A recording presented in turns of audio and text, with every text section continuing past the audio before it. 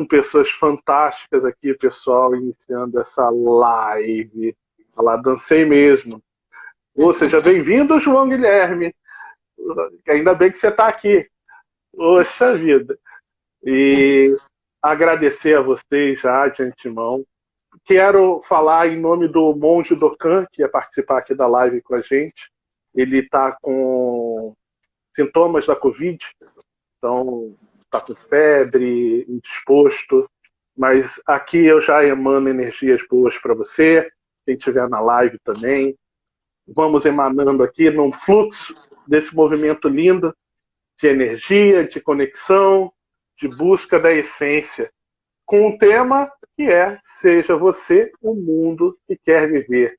E eu não podia ter pedido duas pessoas melhores para conversar sobre isso. E a Érica, a Nina, que trabalham também trabalham nessa reconstrução, né, Nina? E a Érica sobre a reconstrução do ser humano e na busca dessa humanidade. É um universo unindo do bem. Muito bem, João. João, a gente tem que falar mais vezes, você some, bicho. Mas tudo bem, a Nina está representando muito bem aí. Enfim. Olha a responsabilidade. Então, eu trago esse tema porque dentro desse festival, né, eu sempre gostei muito da frase do Gandhi: seja você a mudança que você quer ver no mundo. E foi daí que veio a inspiração desse tema, dessa roda de conversa, que é também o que eu tento o tempo inteiro, né? Ser o que eu quero ver no mundo. E é algo desafiador. O tempo inteiro se apresentam coisas novas e aí coisas às vezes inesperadas e vão surgindo do nada. E como olhar para isso, né? Como se reconstruir. E aí eu quero saber de vocês o que é essa frase, não exatamente pode ser do Gandhi junto, né? Mas esse tema, o que esse tema desperta em vocês? Ou tem muita retórica? Vocês se veem assim com esse tema? Eu me vejo querendo andar sempre em cima dessa linha, né? A gente dá uma bambeada às vezes, mas ter isso como norte é o mais importante, eu acho. E ter clareza também de que mundo é esse que a gente quer ver, que mudanças são essas que a gente está fazendo na nossa trilha para chegar nesse mundo que a gente quer viver, que o mundo está dentro da gente, né? Eu acho que a gente escolhe olhar para o mundo de uma determinada forma e ele se mostra dessa forma para a gente. Então, para mim, a maior escolha é olhar para as pessoas com mais amor. Aprender a amar as pessoas do jeitinho que elas são. Difícil pra caramba. É o tema mais desafiador da minha vida e isso inclui a mim mesma. E esse é o mundo que eu quero ver. Eu puxo bastante que a Érica acabou de dizer. Acho que um dos maiores desafios realmente essa questão da aceitação é a gente aceitar nós mesmos em primeiro lugar, né? E se a gente, mas a única forma da gente aceitar é a gente entender quem somos, né? Então, o que eu vejo muitas vezes e acontece com todos, não vou dizer que outras pessoas comigo mesmo, estou num processo e voltar até o final dessa vida de contínua desconstrução para construir de novo, olhar mesmo para dentro e dizer quem sou eu, o que eu faço, o que eu gosto, para onde eu quero ir. Será que eu já não cheguei lá? Será que esse mundo que eu estou vivendo é exatamente aquele?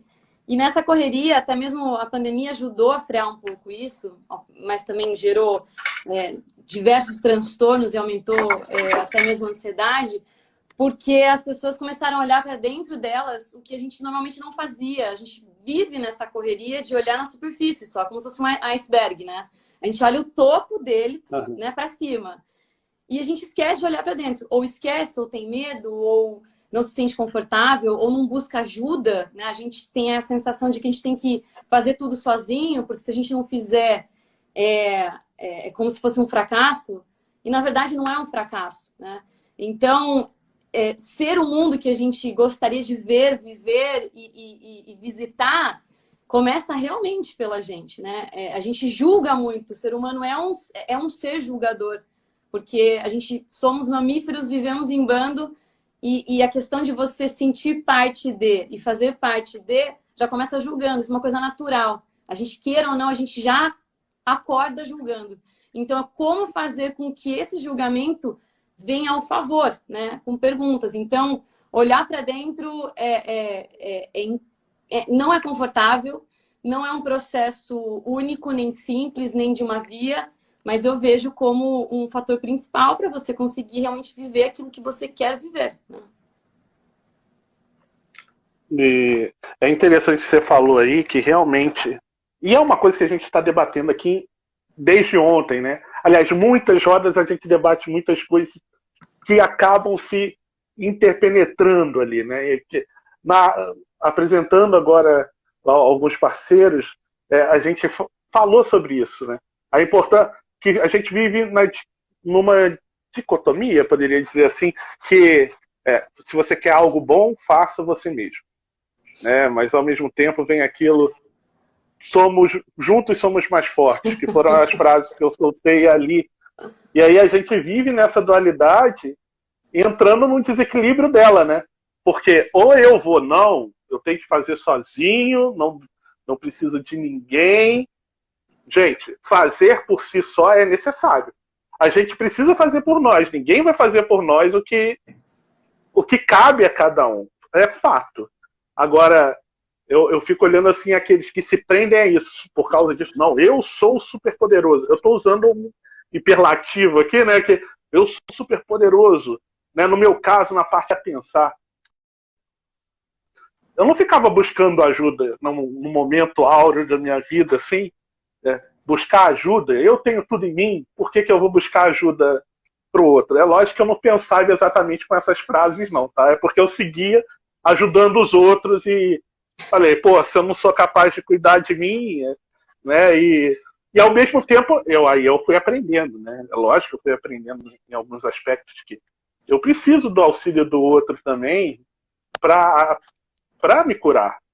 Né? Então eu vejo que hoje esses dois extremos, às vezes, ou as pessoas se afundam em um, ou ficam variando. Não, eu faço sozinho. E não, eu preciso do outro. E não. E entra num desequilíbrio. Vocês enxergam isso também? Que aí eu vejo a questão do medo. Aí entra a questão do medo, de repente, a culpa. Quero ouvir de vocês isso aí um pouquinho. Você foi para um tema que era exatamente o que eu ia comentar do que a Nina tinha falado, que é nesse mundo que eu quero ver um mundo de mais cooperação, de mais vulnerabilidade. Eu quero poder mostrar as minhas vulnerabilidades e ter essa troca, é ali que a gente se conecta, né? E a quarentena trouxe, eu acho, muito essa oportunidade, pelo menos para mim, de alcançar e de pedir ajuda para minha rede de amigos, para a família, para dizer, aqui não está funcionando, vamos junto, porque eu não estou conseguindo andar sozinha. Mas a minha porta está aberta também para quando estiver pesado para você, eu seguro sua mão. Eu acho que foi um momento de muita clareza de que essa rede existe, ela foi construída e que eu posso usufruir dela. Eu concordei com o que você falou também no final. Tem um pouco de momento que você fala assim, cara, estou me apoiando demais na rede. Tem outros momentos que você fala, estou me doando demais. Tem isso tudo, mas com ela é melhor.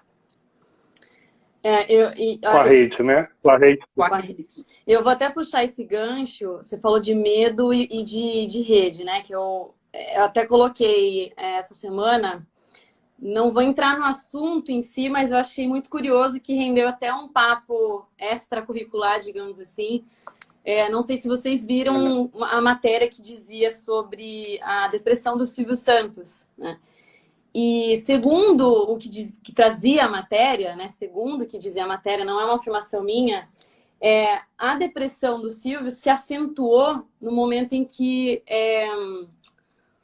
o médico dele, o reumatologista dele, faleceu no final de setembro.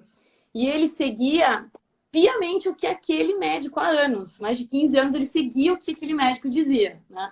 Às vezes não fazia, mas era o que ele dizia e ponto, acabou. No momento que ele perde essa referência, ele perde esse ponto de, né, desse ciclo dele, que era o único, ele já não segue mais no que nenhum médico fala. Então ele criou uma dependência grande ali. Dependente. E criou agora um mal-estar entre a família, que está super preocupada com ele mesmo. Então ele vê aquele ponto de referência dele simplesmente indo embora, né? E o que fazer? Então acho que aí tem também um equilíbrio um tanto quanto perigoso, talvez, que é o do medo, que apesar do medo ser um estímulo de sobrevivência, né? A gente tem que usar o medo para sobreviver, que nos previne de qualquer coisa a mais de fazer, mas ele não pode bloquear. Então, também um trabalhar bem complexo de como você sentir medo, mas não deixar com que esse medo te paralise.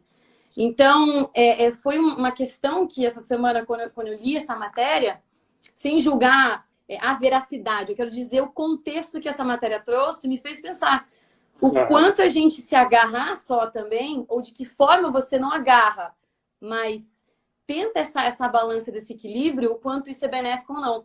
E aí eu caí numa conclusão de que não tem outra forma senão realmente o autoconhecimento. Então, se você não se constantemente conhece, faz coisas que você gosta, segue para caminhos que você almeja, se tem um planejamento, tanto na parte espiritual, profissional, mental, saúde, tudo. Quando você começa esse conhecimento, que nunca vai acabar, você tem essa probabilidade de não sentir tanta dependência apenas do meio em que você tá. Você une isso a você e não ficar só dependente. Então, achei muito, muito interessante essa matéria, porque realmente é real, né? E é uma pessoa super... que as pessoas dependem dele. O Silvio Santos é uma pessoa que tá todo mundo ali vê como uma pessoa supervisionária, um cara que tem uma puta de uma trajetória legal. Como é que fica tudo isso? Então, só quis compartilhar porque realmente me chamou muito a atenção isso. E é realmente interessante isso, né? Como é a gente conduzido por dependências e como sair delas. Essa é uma grande questão. Ou melhor, de repente não é nem sair dessas dependências, mas saber lidar com elas, né?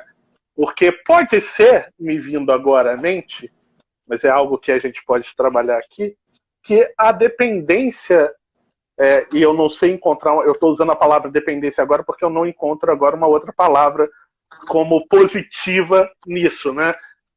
A importância da gente ter a rede e também se alimentar por ela. Então, no momento que ela me alimenta de forma positiva, eu dependo dela, entendeu? No bom sentido. Eu dependo dela nisso. E aí, como trabalhar essa visão, né, dessa dependência? E volto a dizer que eu estou usando a palavra e, de repente, existe outra para estar trabalhando isso, tá? Eu acho que é a vulnerabilidade, não? É essa abertura para receber a conexão. Eu tô de acordo. Acho que... Não, continua, desculpa. Eu super de acordo. E a vulnerabilidade, inclusive, você bem pontuou, Erika, na pandemia, ela abriu essa possibilidade de sermos vulneráveis e que tá tudo bem, né? Até mesmo as empresas, né? Eu estava conversando isso de manhã com meu marido, inclusive.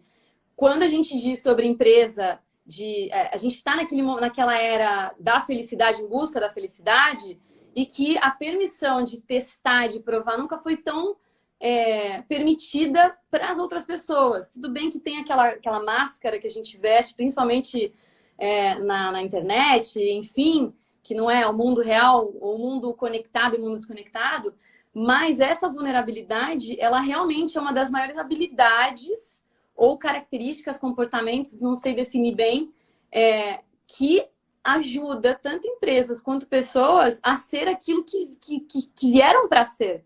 E tá tudo bem, e permitir-se com isso. Então, eu acho muito legal, assim, de tudo isso que acontece hoje, né? Colocar eu sou uma pessoa que coloca o mais positivo do que o realista negativo, né? Eu gosto disso. Às vezes a gente é até julgado de sonhador. Eu não me considero sonhadora, eu me considero uma pessoa realista positiva. Eu vou pro lado positivo. O negativo já tem um monte já, né? Então, ser vulnerável, eu acho isso fantástico. Não ter mais aquela coisa, né, fixa, tão forte de você não ser... que você não pode errar, que você não pode... para os outros, né? Porque todo mundo erra, mas a gente não podia antigamente deixar isso de uma forma clara. Então, a vulnerabilidade realmente a Erika trouxe super bem, porque é uma das... Acho que é um dos alicerces super principais para esse caminho, né? E eu realmente... Eu acho sim que a gente está se permitindo ser mais vulnerável, mas a gente ainda tem muito medo de olhar para esse movimento, né? Porque é quebrar o... Eu digo assim, estamos muito habituados a ser conduzidos pelos parâmetros do mundo, né? E essa questão da vulnerabilidade é uma quebra desse sistema, né? Eu não sou mais daqui, então eu me permito ser vulnerável. Mas, ao mesmo tempo, é um treinamento também. Né? Porque eu fico olhando para isso e, gente,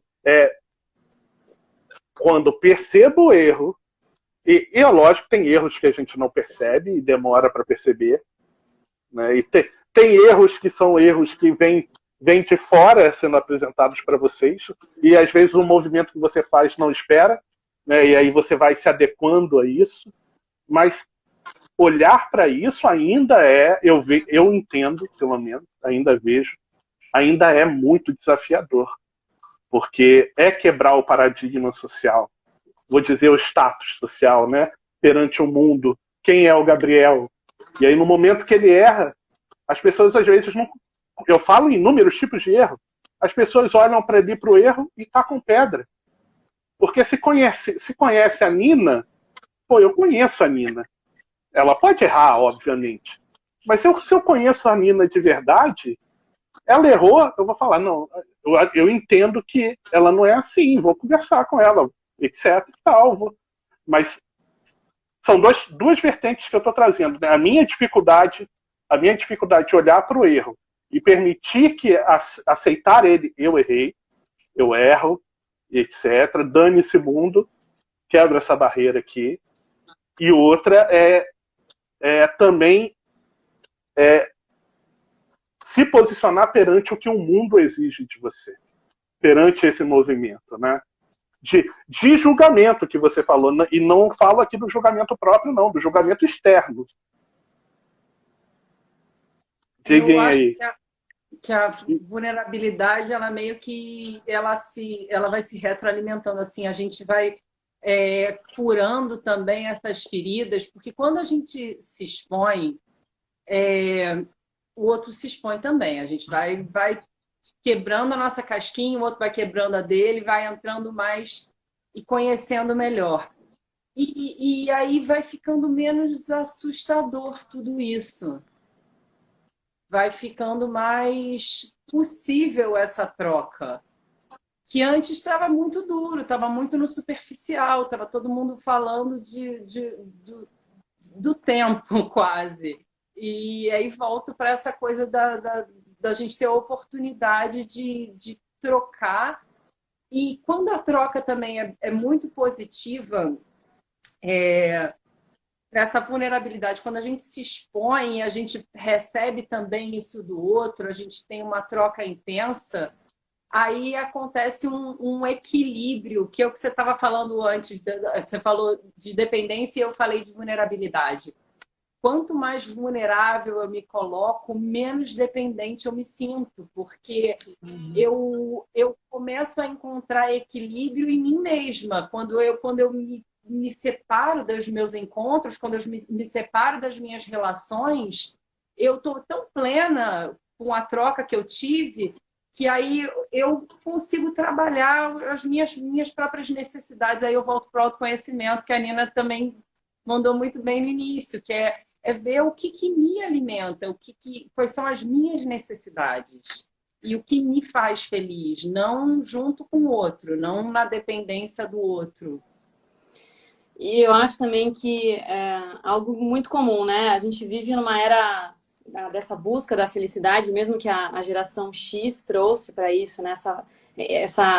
Esse fervor por ser eu mesmo e por buscar aquilo que eu quero. Onde o ambiente de erros, né, você poder errar, ele vem se desenvolvendo agora. Né? Se eu pensar, eu sou da geração Y, meus pais, baby boomer, onde aquela geração não existia a questão do erro, né?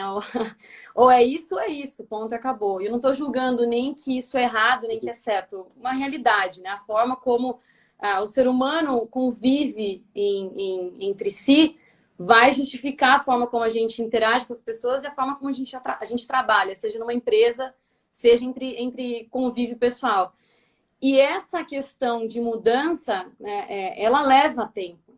Então, a Erika falou que, né, quanto mais eu falo, né, quanto mais sou vulnerável, isso aumenta a probabilidade da outra pessoa também. A gente vai deixando aquela coisa rígida mais flexível, né, mais aceitável. É a mesma coisa quando você escuta um idioma novo, né, você vai tentar aprender um idioma novo, sei lá, chinês, mandarim. A primeira vez que você escuta, você fala, meu Deus do céu, é impossível que eu vou falar isso daqui. Isso é bizarro, mas quanto mais você escuta, você vai viver naquele país, talvez, para aprender mais, você começa a aceitar mais. E aí eu faço até um gancho.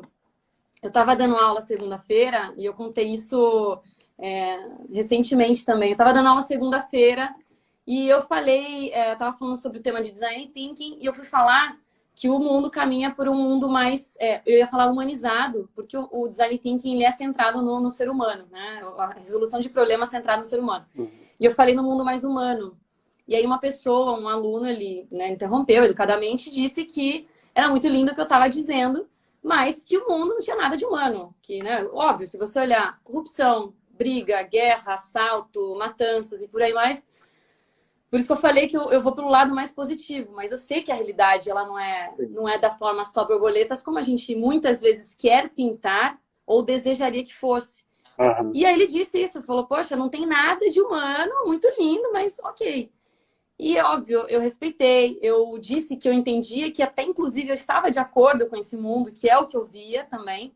Só que se eu não fizesse esse papel de transmitir aquilo que eu acredito de uma forma humana, realmente humanizada, que é a realidade. Não quer dizer que nós já estamos lá, mas que a gente pode seguir esse caminho. Se eu não fizer, se minha empresa não fizer, quem mais? Quem que faz? Então, a questão para fechar com o medo, de novo, é o medo de, sim, eu vou me expor e vão falar que eu não posso errar, não posso ter esse tipo de comportamento. Então, de que forma que eu amenizo esse medo, ou esse medo do julgamento, e eu continuo? Erros e acerto. Eu acho que ainda existem pessoas, comunidades, países em que o ambiente em que você erra tá tudo bem, é favorável a você desenvolver essas habilidades, tá muito mais avançado. Mas eu continuo, por exemplo, isso aqui, esse festival, é exatamente uma mensagem de avanço para essa questão humana, para essa questão de se abrir, essa questão de você ser você mesmo. Então, se não existe isso, quem mais faria? Por que não fazer isso? Por que não levar essa mensagem, sabe? E não é nada muito metafórico, nem nada. É a questão de realmente ser aquilo que você quer. Eu quero ser humana. Eu quero ser humana e um ser humano. Então, eu vou transmitir isso dessa forma, sabe? Muito legal. E eu vejo vocês falando que o trabalho de vocês é incrível, que é nessa construção do ser que a gente está comentando aqui, de se tornar realmente quem são tantos detalhes, né? A gente está falando aqui de vencer o medo, de ser vulnerável, mas eu vejo no movimento de vocês que é reconstrução de narrativas. Como você trouxe aí, Nina, eu não lembro se era um jovem que comentou com você? Não, ele é baby boomer. Então, e a dificuldade, às vezes, da gente construir a nossa narrativa. A gente está tão preso num contexto, só num contexto, e a gente falou de arte hoje também. Nossa, por que é tão difícil, na experiência de vocês que trabalham com isso, construir uma nova narrativa? Uma nova narrativa de si mesmo, uma nova narrativa de mundo, ter essa percepção mais ampliada. Ou, às vezes, quero ampliar a pergunta não só porque é tão difícil, mas o que vocês sugeririam para que essa narrativa pudesse ser incentivada àqueles que estão aqui ouvindo, que vão ouvir depois, e etc. Bom, o cérebro da gente tende a ir para o que é familiar, né? Então, se familiarizar com o que você gosta. A minha sugestão é essa. O que te faz bem, o que te faz feliz, onde que você prospera, onde que você está no seu melhor. Se familiariza com isso, experimenta viver essa realidade na sua vida. Eu quero saber também, desculpa, vou ampliar a pergunta mais um pouco, como é que vocês constroem a narrativa de vocês também?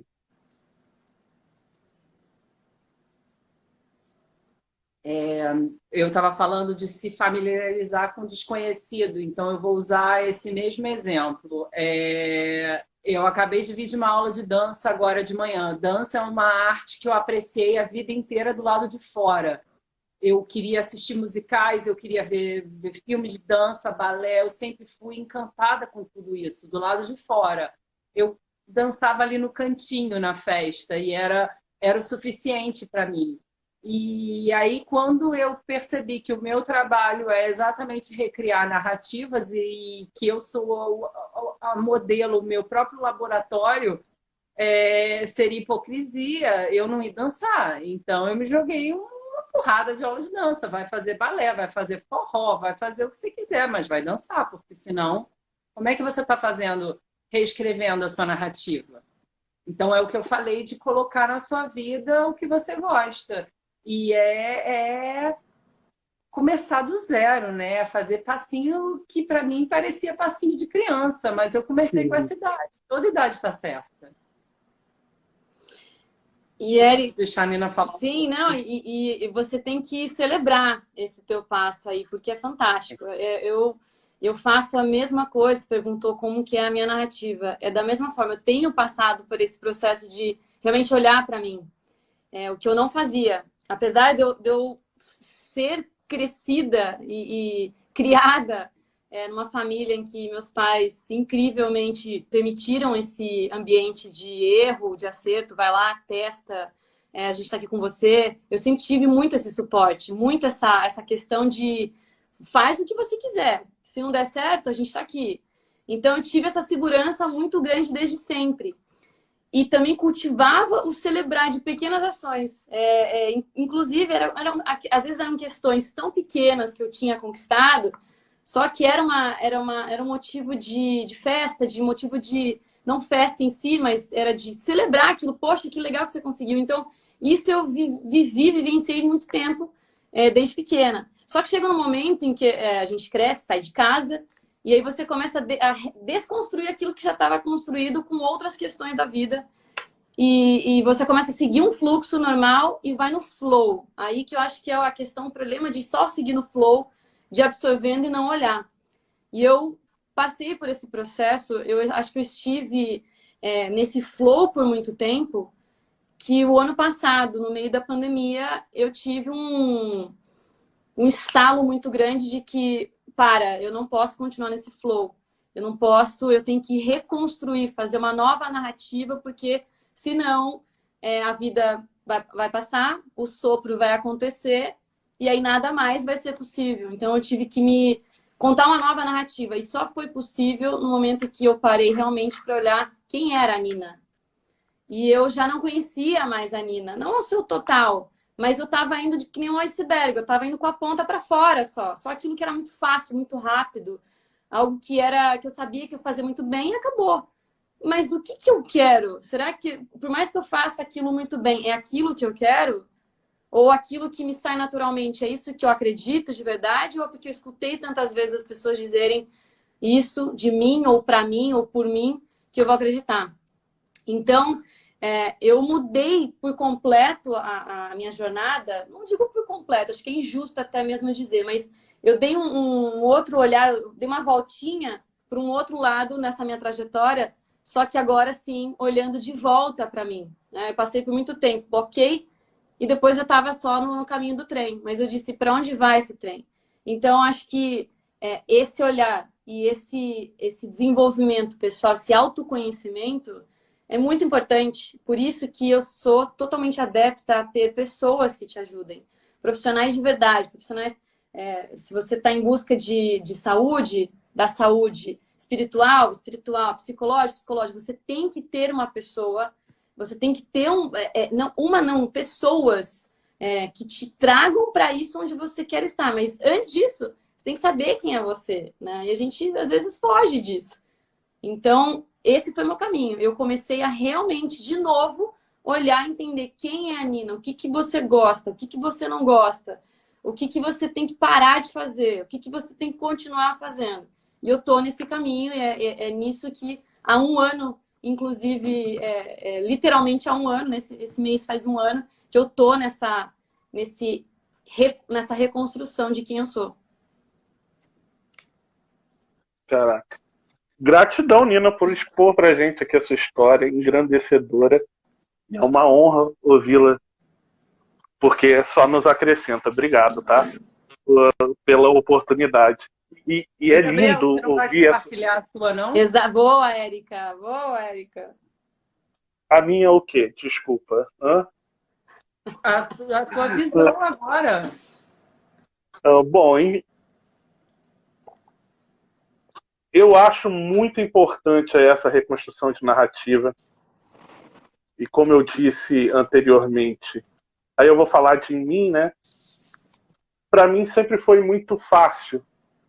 Eu, como Nina, eu sou uma pessoa muito sonhadora, eu sonho muito e preciso até errar de vez em quando. Então, construir narrativas para mim é muito fácil. Eu vou lá construindo, mas a grande importância, no meu caso, que eu tive que aprender é realmente encontrar ferramentas para que essa história se realizasse, para que essa história saísse do lúdico para se tornar passos reais. Eu acho que a música sempre me deixou assim, né? E a arte sempre me deixou muito aéreo. Então eu precisei me aterrar em alguns sentidos. E eu estava até pensando aqui, será que a jornada do herói é real? A gente está falando de construir narrativas, e aí, ouvindo vocês falarem, eu falei, caraca, o quanto é real ou não a jornada do herói na vida e na reconstrução também. E aí eu já quero soltar isso para vocês também, porque eu estou com essa dúvida. Como que vocês veem isso? Começa por você, Gabriel. Então... Já amo a Érica, já amo a Érica. A questão da jornada do herói, para mim,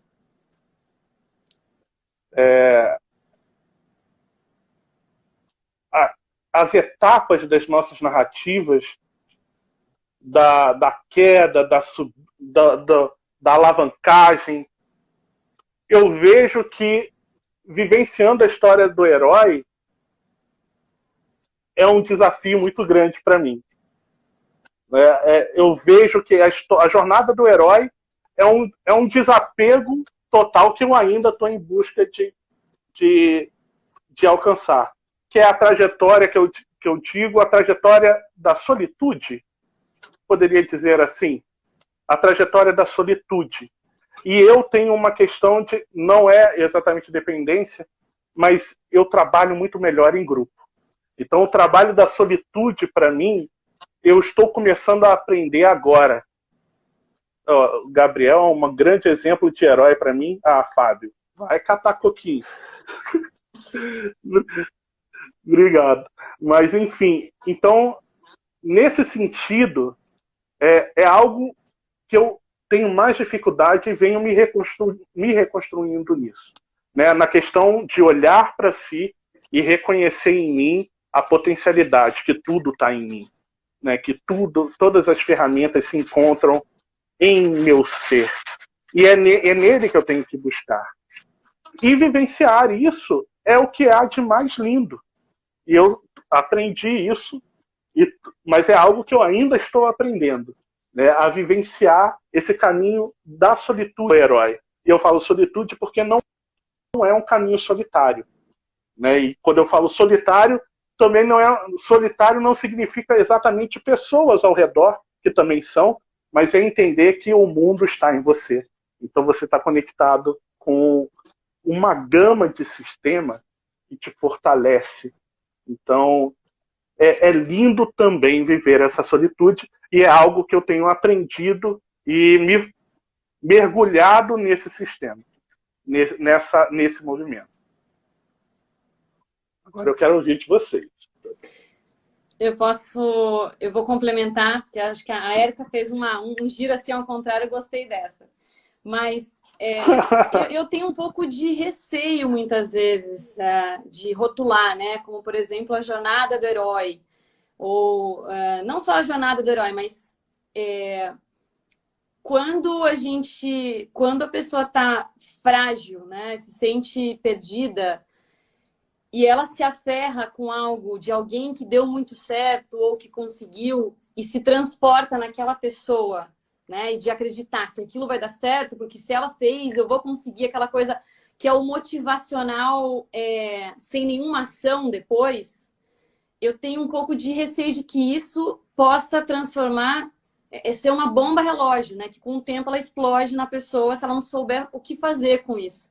Então ela projeta tudo dela naquela pessoa que ela tanto admira, mas acha ou sente que vai ser exatamente dessa forma e ela não consegue, porque ela não fez o trabalho anterior de se conhecer e ver o que realmente quer, qual é a habilidade, o que ela não é legal, enfim, de fazer essa autoanálise e você, né, agarrar ali naquela jornada e não dar certo, ela desanima. E ela muitas vezes cai numa depressão maior do que ela poderia estar, né, em situações. Lógico que eu estou falando aqui um extremo, né, mas eu tenho sim essa ressalva de uma jornada não bem posicionada, ou não bem intencionada, ou só para vender blá blá blá, né? Eu acho que tem que ter toda uma questão de um conhecimento prévio da pessoa, né? Um porquê, por que eu estou fazendo isso, o que isso vai me agregar, como eu vou chegar lá. Então, só a jornada em si, tem até estudos que dizem que essa questão do motivacional, quando ele não é bem direcionado, quando ele é só com intenções, na pessoa que não está preparada para seguir ou para ver que aquilo não funciona com ela, gera até crises bipolares, né? De você dizer, poxa, se com ele funcionou, fez isso, aquilo outro, aquela outra pessoa, só eu não conseguia, realmente. Eu não consigo nada nessa vida, não tenho nem por que estar aqui. Então, eu tenho um pouco de ressalva com a questão de uma jornada não bem direcionada. Mina, você estava falando antes da tua própria trajetória e você falou de dar uma pequena mudança, né? Então, às vezes é um ângulo pequenininho, é só você olhar para você mesmo, é a gente perceber essa coisa do autoconhecimento. A gente está indo, às vezes, em alta velocidade numa determinada direção. E no momento que a gente para fazer esse ângulozinho, assim, lá no final da trajetória, a distância entre um ponto e outro é gigantesca. Mas aqui a impressão que a gente tem é: parei, que bosta, tá dando tudo errado, agora eu vou dar um passo atrás ou dois. Então, às vezes, tem tudo isso. Só significa que a gente está abrindo aqui um pouquinho para chegar no outro lugar. Porque aquele caminho que a gente estava indo super rápido, mas a gente não queria ir para lá. Então, não ia fazer sentido de qualquer forma. Essa questão de narrativa, eu queria falar duas coisas. Uma é das ferramentas que o Gabriel falou, e para mim é essencial a gente saber quais são as ferramentas, que aí elas também funcionam como rede de segurança. Da mesma forma que tem pessoas, tem ferramentas. Cada um sabe qual é o seu lugar de conforto, se vai rezar, se vai meditar, se vai fazer yoga, se vai surfar, se vai dançar, se vai trabalhar, cada um sabe. mas a gente sabe usar o que já deu certo quando aperta, quando fica ruim, né? Quando a gente fica nesse lugar que parece que parou, então que está andando para trás. E a outra coisa é exatamente essa, de ver que é só um momento, a gente só está com uma foto do filme todo. Então, às vezes, a foto de agora está parecendo um pouco... O dia está nublado, né? Então, a foto não está boa, ou a gente acha que não está num bom momento. Se a gente conseguisse olhar de longe, a gente ia perceber que é só uma paginazinha e aquela página está legal também. Só que a gente está tão imerso... O autoconhecimento também ajuda um pouco isso, a se ver como observador da própria história, né? A gente é criador, a gente é observador, a gente é ator principal, diretor, tudo. Então, às vezes, quando está bagunçado demais, parece que está errado, parar e falar assim, é só uma foto, é só agora, calma, deixa eu me entregar para o que eu já sei que dá certo, porque afinal de contas eu não cheguei nesse planeta hoje. Faz um tempinho que eu estou aqui, eu já tive umas experiências, eu já sei que algumas coisas me colocam de volta no caminho. Então a gente vai para elas e depois continua. Nossa, Érica, até cheguei a arrepiar aqui de verdade. Duas coisas que até agradeço, que vai ficar para mim com certeza como o maior aprendizado. Essa questão que você disse, né, poxa, eu mexi um pouquinho só, mas hoje, um ano depois, eu estou vivenciando essa mudança que faz lá na frente, né? O ângulo, ele foi pequenininho, mas se você continuar nesse ângulo aqui, a diferença que ele faz, então, essa perspectiva maravilhosa, juntando com a foto, que muitas vezes, nesse processo que hoje eu vivo, sei muito bem onde que eu quero chegar, mas como eu fiz esse ângulo, ainda talvez esteja num caminhar levando para uma diagonal um pouco mais lá na frente, óbvio que bate desespero, né? Óbvio que bate assim, nossa, será que eu larguei tudo que eu tinha ali para uma insegurança? Será que vai dar certo? Não vai dar certo? E essa foto, muitas vezes eu não consigo ver essa foto. E aí eu tenho pessoas que constantemente me lembram, ou que eu vou até essas pessoas para choramingar, ou enfim, e uma das principais é o meu marido, por isso que eu acho que a importância de ter pessoas ao lado que realmente te empurrem, te puxem, até mesmo te parem, né?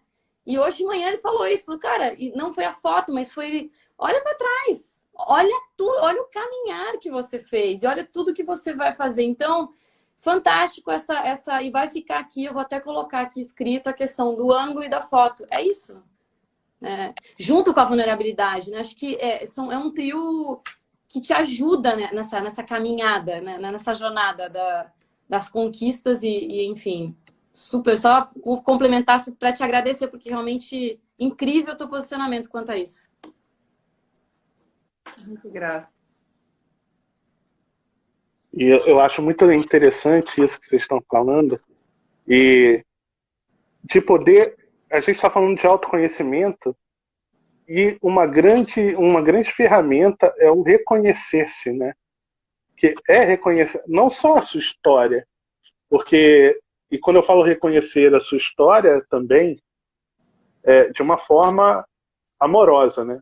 Porque a gente pode olhar para essa história e se prender naquilo que não fiz bem e me culpar e dizer não sou merecedor de nada.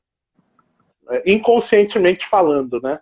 Eu não sou merecedor, então eu não busco o amor, e quando eu falo amor, em suas inúmeras vertentes, né? Amor próprio, eu não sou merecedor de algo bom, e aí a gente vive se sabotando nisso tudo, e é fantástico como você, Nina, está trazendo também, a Érica, poder olhar para trás e reconhecer, nossa, foi bom. Independente dos erros, independente dos tropeços, foi bom. Porque é interessante entender e saber que, como a gente está falando de alma aqui também, tudo está conforme tem que ser. Aquilo que eu passei na minha trajetória foi importante. os desafios, os erros, me reconstruiu, me fez olhar diferente para mim. Foi um ponto de auxílio, de repente, para outro também. A gente não entende isso. Às vezes a gente é um ponto de referência para o outro. Então, aquilo que eu me equivoco também faz o outro, no incômodo dele, ter que olhar para aquilo. Por que aquilo me incomoda? Por que aquilo está acontecendo e está me fazendo assim? Por que eu tenho que sentir isso? Por que eu tenho que vivenciar? Então, a gente é ponto também de referência. Então, quando a gente reconhece que a nossa história é linda, independente do movimento, porque não existe certo, não existe errado, existe experiência.